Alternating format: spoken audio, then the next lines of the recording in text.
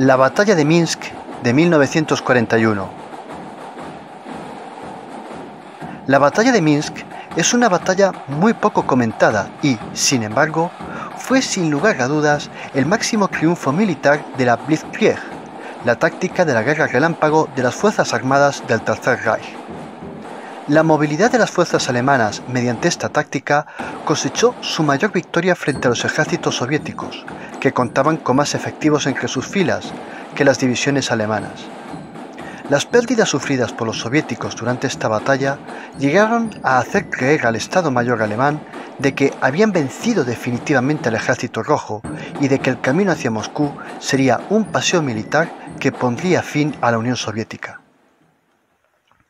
El 23 de agosto de 1939, a 9 días antes de que diera comienzo la Segunda Guerra Mundial, el Tercer Reich y la Unión Soviética firmaron el pacto Ribbentrop-Molotov, un tratado por el que ambas potencias acordaron no agredirse, además de repartirse Polonia en la inminente invasión que daría comienzo el 1 de septiembre. El secreto a voces de aquel tratado fue que, tarde o temprano, uno de los dos países firmantes lo rompería y atacaría al otro. Pero ¿cuál sería el primero en iniciar las hostilidades?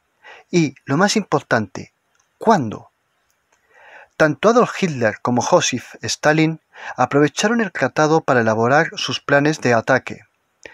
Stalin dio comienzo a la creación de una línea defensiva, mientras Hitler intentó en varias ocasiones contactar con el primer ministro británico, Winston Churchill, para ofrecerle una alianza en la guerra contra el comunismo o, por lo menos, para que el Reino Unido acordara la paz con el Tercer Reich y así disponer de todas sus fuerzas para atacar a la Unión Soviética.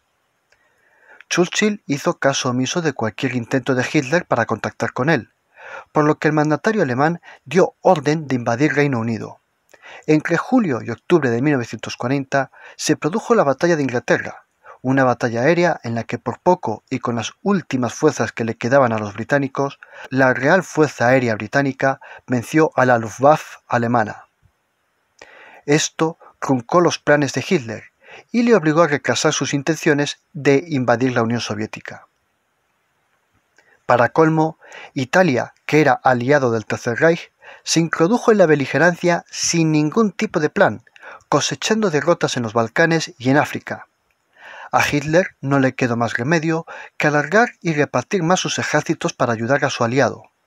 Otro factor que se sumó en contra del Tercer Reich fue la negativa del dictador español, Francisco Franco, de entrar en la guerra, una entrada vital con la que poder conquistar la base británica de Gibraltar para cortar el paso de Gibraltar a los convoyes británicos que llegaban desde las colonias y así, de esta forma, someter al Reino Unido mediante el hambre, la falta de recursos y el hundimiento de su economía.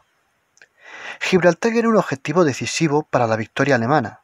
Tanto es así que Hitler ordenó a su Estado Mayor que planificara la Operación Félix para invadir España en enero de 1941. Sin embargo, los servicios de inteligencia alemanes y los vuelos de reconocimiento en la frontera con la Unión Soviética detectaron que el ejército soviético no solo estaba creando una línea de fortificaciones, sino que las cosechas no se estaban recogiendo y que las fuerzas militares soviéticas se estaban agrupando en determinados puntos de encuentro. Stalin había ordenado el reclutamiento masivo de civiles porque se disponía a hacer un ataque a gran escala sobre el Tercer Reich. Esto obligó a Hitler a suspender sus planes de invasión a España y concentrarse en atacar a la Unión Soviética. El 22 de junio de 1941 dio origen la Operación Barbarroja, es decir, el Tercer Reich y sus aliados dieron comienzo a la invasión de la Unión Soviética, un hecho que impactó mucho a Stalin, que, pese a su paranoia y a sus cálculos fríos, le sorprendió mucho que Hitler fuera capaz de adelantarse a sus planes. Los generales. El grupo de ejércitos alemán estuvo comandado por el mariscal de campo Fedor von Bock, el cual tenía que avanzar hacia Moscú por la carretera de Minsk-Smolensk, que era la ruta más rápida para llegar a la capital soviética. Von Bock fue un militar con una gran trayectoria militar que se remontaba a la Primera Guerra Mundial. Fue uno de los pocos generales que conservó su puesto tras la firma del Tratado de Versalles, y también fue de los pocos generales que no fueron destituidos por Hitler tras su ascenso al poder. Von Bock fue el estratega que dirigió la invasión de Polonia en 1939 y también fue quien dirigió las invasiones de Francia, Bélgica y Países Bajos en 1940. Por lo tanto, era el hombre ideal para dirigir la ofensiva hacia Moscú. Por su parte, el mando del frente oeste soviético lo ostentaba el general de ejército Dmitry Pavlov, que estaba encargado del distrito militar de Bielorrusia y la Polonia ocupada. A diferencia de von Bock, que por sus orígenes en la nobleza prusiana ingresó en el ejército a partir de la Academia de Oficiales, la trayectoria militar de Pavlov empezó de cero. Pavlov se alistó voluntariamente al ejército ruso en 1914, al estallar la Primera Guerra Mundial. Por méritos de guerra, Pavlov ascendió a suboficial en 1916, pero cayó prisionero de los alemanes ese mismo año. En 1919 fue liberado y volvió a su pueblo natal, pero fue movilizado por el Ejército Rojo durante la Guerra Civil Rusa. Por méritos en combate, fue subiendo en el escalafón militar del Ejército Rojo, llegando a ser uno de los asesores soviéticos que ayudaron al bando republicano durante la Guerra Civil Española. Sus últimos ascensos se produjeron tras intervenir en la Guerra Fronteriza Ruso-Japonesa de 1939 y en la Guerra de Invierno de 1940. Con semejante carrera militar, Pavlov fue el hombre indicado por Stalin para que dirigiera el ataque al Tercer Reich siguiendo la carretera Varsovia-Berlín. La batalla de Minsk, 22 de junio-9 de julio de 1941. Antes de iniciarse la batalla, aunque el ejército alemán contaba con una superioridad de efectivos, 750.000 soldados frente a los 670.165 soldados soviéticos, lo cierto es que el Ejército Rojo tenía mucha más ventaja, no solo por las posiciones defensivas construidas tras la ocupación de la Polonia oriental, sino por la concentración de 14.700 piezas artilleras, 4.522 tanques y el despliegue de 2.100 aviones, mientras que los alemanes concentraron 1.936 tanques y 1.500 aviones. Mientras que el mando de las tropas alemanas era directo, el mando soviético tenía mucha burocracia y no estaban bien definidas las competencias. Pavlov solo tenía un cuartel general, pero no estaba definido qué controlaba. Este fue un factor muy importante que debilitó mucho al ejército soviético. Los estados mayores de ambos bandos tenían muy claro que querían una guerra rápida. Sus estrategias estaban centradas en atacar en línea recta la capital del enemigo, siguiendo la carretera principal. Por esta razón, los soviéticos concentraron la mayor parte de sus fuerzas en Bielorrusia y en la Polonia ocupada para atacar Berlín de frente. Pero el Tercer Reich planteó una estrategia más compleja. Los alemanes planificaron un ataque frontal desde Polonia, pero las fuerzas concentradas en la Prusia Oriental atacarían Minsk para rodear y cortar las comunicaciones y vías de suministro soviéticas. La principal concentración de fuerzas soviéticas consistieron en 3 ejércitos concentrados en Bialystok, lo cual favorecía mucho la planificación alemana. Pavlov estaba confiado en que le cubrían las fuerzas del frente noroeste, liderado por el general Kuznetsov, así que no prestó atención a su punto débil. El 22 de junio de 1941 dio inicio la Operación Barbarroja. El grueso de las fuerzas alemanas y las soviéticas chocaron de frente. Pavlov estuvo confiado en que las defensas resistirían el ataque alemán y esperaba desgastar al ejército alemán para contraatacar y lanzarse sobre Berlín. Pero 2 días después, el 24 de junio, las fuerzas que von Bock tenía concentradas en la Prusia Oriental quebraron el frente y se lanzaron sobre Minsk, sorprendiendo por completo a los soviéticos. Las primeras 24 horas del inicio de la batalla fueron caóticas. Como las comunicaciones del Ejército Rojo estaban sujetas a unos escalafones burocráticos y no estaban bien definidas las dependencias de cada unidad, el cuartel general de Pavlov en Minsk recibía información del frente de forma muy anárquica, y a Pavlov le resultaba imposible saber definir cuál era la situación en primera línea de combate. Por esta razón, Pavlov envió a su ayudante, el teniente general Iván Boldín, en avión a Bialystok, pero el ayudante tardaría todo un día en dar una información clara a Pavlov. La Luftwaffe estaba bombardeando los aeródromos y los puntos estratégicos con mortal certeza. El aeródromo en el que aterrizó Boldin quedó completamente arrasado y tardó todo el día para encontrar un puesto de comunicaciones que le pudiera dar una línea directa con el cuartel general de Pavlov. El 23 de junio ya era un hecho que la Fuerza Aérea Alemana dominaba el cielo y había descubierto los principales centros de suministros, depósitos de combustible y las concentraciones de blindados soviéticos.